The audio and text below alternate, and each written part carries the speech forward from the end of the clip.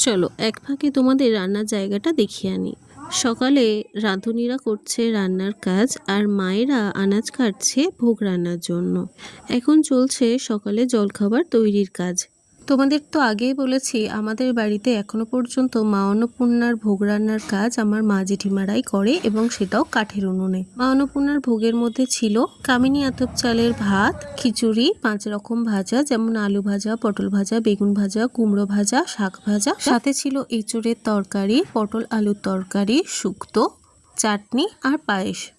মায়েদের পক্ষে তো আর 100-150 জন মানুষের জন্য রান্না করাটা সম্ভব না, তাই জন্য জেঠিমারা শুধুমাত্র মা অন্নপূর্ণার মতো অল্প করে একটু ভোগ রান্না করে দেন এবং বাকি ভক্তদের রান্নাটা রাঁধুনি ব্রাহ্মণ সামলে নেন।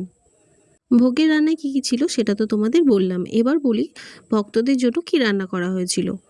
সেই রান্নায় ছিল ভাত, ডাল, শাক চচ্চড়ি, শুক্তো, আলু পটলের তরকারি, চাটনি, পায়েস। ভোগ রান্না হয়ে যাবার পরে সবার আগে নিয়ে আসা হয় মা অন্নপূর্ণার কাছে।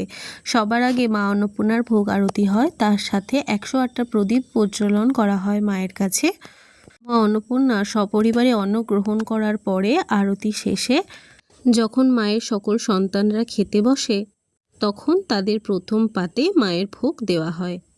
তোমরা দেখতেই পাচ্ছ এখন চলছে ভোগ আরতির সাথে 108টা প্রদীপ প্রজ্বলন করা।